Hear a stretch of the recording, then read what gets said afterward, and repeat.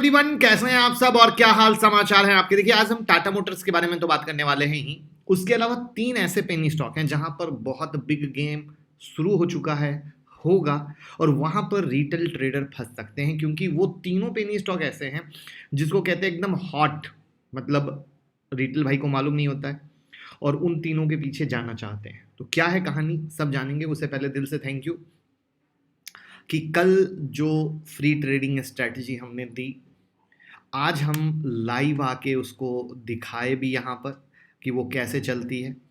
आप लोगों ने पैसा कमाया और बताया, ये भी बहुत ही ज़्यादा अच्छा लगा जो आपके सामने है कि लोग किस तरीके से कमा रहे हैं। तो यही मेरी मेन मेहनत थी कि जो मैं स्ट्रेटजी दे रहा हूँ उससे आप लोग पैसा कमाएं। और साथ में इंस्टाग्राम पे उस स्ट्रेटजी से रिलेटेड जो भी क्वेरी है लोग कर रहे हैं वो भी रिप्लाई जाएगा। ठीक है, तो हमारी कोशिश है एक रियल अपने आप में यूट्यूब पर पहली बार ऐसी कोशिश करने की कि सिर्फ स्ट्रेटजी ना दें, स्ट्रेटजी के बाद हेल्प भी दें, लाइव भी कैसे है दें। वहाँ पर एक चीज़ मैं पूछना चाहूँगा कि क्या अगर हम वो जो कहानी है, क्या टेलीग्राम पर उसका कट बनाकर जैसे आज लाइव दिया यहाँ पर आकर, रोज़ तो पॉसिबल है नहीं, तो क्या उसका टेलीग्राम पर डालें जिससे आपकी लर्निंग और भी अच्छी हो सके। तो प्लीज़ ज़रूर बताइएगा कमेंट में। और टेलीग्राम से जुड़ जाइए, तो यहाँ पर बहुत कुछ मिलता है, बहुत कुछ फ़ायदे की चीज़ है जो आपको एक लाइफ चेंजिंग दे सकती है। वहीं पर यूट्यूब मेंबरशिप में मैंने मेंबरशिप वालों की डिमांड पर वो कल की पूरी वीडियो ही यहाँ 1 घंटे 8 मिनट ही अपलोड कर दी है। और कहानी सिर्फ इतनी नहीं छोड़ी है। आप लोगों ने कहा कि ये स्टडी तो दी है, एशियन पेंट लोगों को बताया है कि एशियन पेंट पे काम करता है, कुछ और भी होना चाहिए। तो एक और शेयर है जिस पे काम करता है, वो मैंने सिर्फ यूट्यूब मेंबर्स को बताया है। तो अगर आप एक सीरियस ट्रेडर हैं तो यहाँ से ज्वाइन बटन दबा के ज्वाइन कर सकते हैं, वरना तो एशियन पेंट और निफ्टी बैंक निफ्टी से कमाइए और मौज लीजिए, कहीं से कोई दिक्कत नहीं है।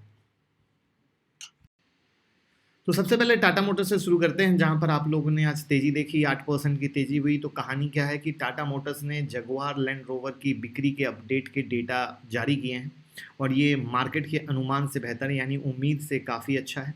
यहाँ पर एनुअल बेसिस, क्वार्टरली बेसिस पर जेएलआर की बिक्री में बढ़ोतरी देखने को मिली है। Q4 में ग्लोबल लेवल पर जेएलआर की बिक्री में 8% का इजाफा हुआ है।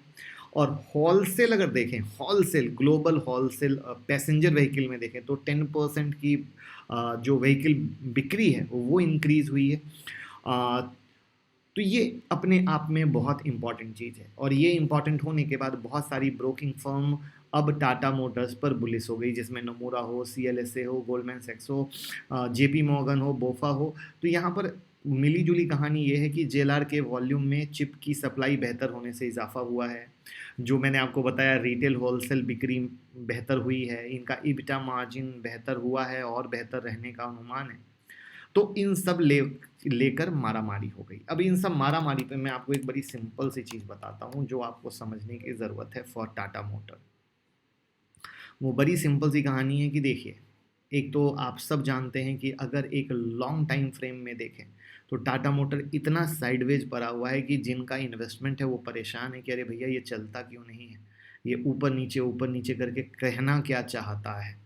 तो वो एक मामला टाटा मोटर्स का फंसा हुआ है और वो मामला क्रैक करने के लिए टाटा मोटर्स में एक बिग अनदर लेवल की कोई न्यूज़ आएगी, तभी उन अपने पुराने लेवल को तोड़ता हुआ बाहर निकलेगा और तभी कुछ कर पाएगा और तभी कुछ कहानी हो पाएगी कि 550 के ऊपर गया। बाकी गुड न्यूज़ बैड न्यूज़ के आधार पर जो स्टॉक मूवमेंट करता है वो आपने देखा है। टेक्निकल लेवल पे इसमें ब्रेकआउट होना ज़रूरी है। जो ब्रेकआउट इसमें होगा वो 475 के ऊपर में होगा। 475 के ऊपर में निकला नहीं है, ये वर्ड इसलिए ऐड कर रहा हूँ क्योंकि लोग क्या करते हैं, जैसे न्यूज़ आई अब जल्दबाजी में खरीद लेते हैं, तो ये चीज़ का ध्यान रखिएगा। अब हम बात करते हैं 1 बाय 1 पेनी स्टॉक के बारे में। तो 2 रुपये वाली कंपनी को खरीदने वाले हैं अंबानी। तो अब इसमें होगा ऑपरेटर गेम, फंसेंगे रिटेल भाई, ध्यान से सुन लीजिएगा। और सिर्फ एक नहीं, 3 कहानियाँ हैं। तो आपको पता है कि भारी कर्ज में डूबी है किरसोन बियानी की कंपनी फ्यूचर रिटेल, जिसको खरीदने के लिए 49 कंपनी ने दिलचस्पी दिखाई है, जिसमें मुकेश अंबानी की कंपनी भी आगे है और उसके अलावा लंबी स्टील है, WH Smith travel limited, Jindal power जैसे बहुत सारे नाम हैं। अभी इसे जब पहली बार कहानी थी, पहले दौर में तो किसी ने भी इंटरेस्ट नहीं दिखाया था। सेकंड में दिखाया है अब देखना है क्या होता है, बट इस न्यूज़ को आते ही अपर सर्किट शेयर में लग गया है। ये वही शेयर है जहां पर फ्यूचर ग्रुप में रिलायंस से डील कर रहा था अगस्त 2020 में 24,713 की, जो डील अमेजोन के कारण टूट गई थी। लेकिन रिलायंस ने रातों रात रिलायंस के मेन प्राइम लोकेशन पर कब्जा जमा कर वहां पर आज के डेट में स्मार्ट बाजार खोल दिया है।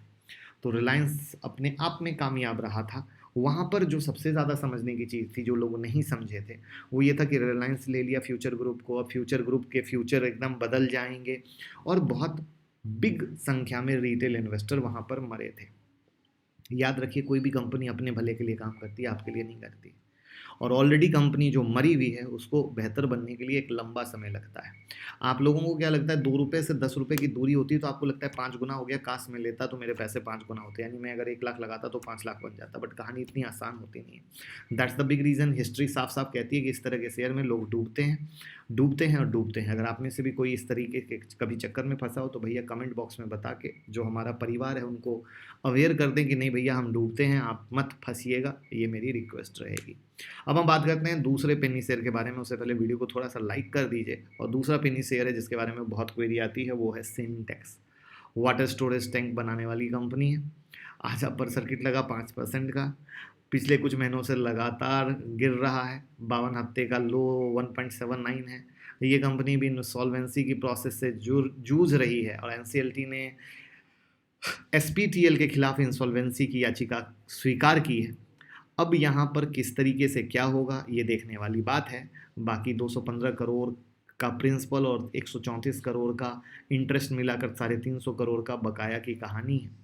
अब यहाँ पर वेल्सपन ग्रुप की कहानी आ रही है कि ये इंटरेस्टेड हैं।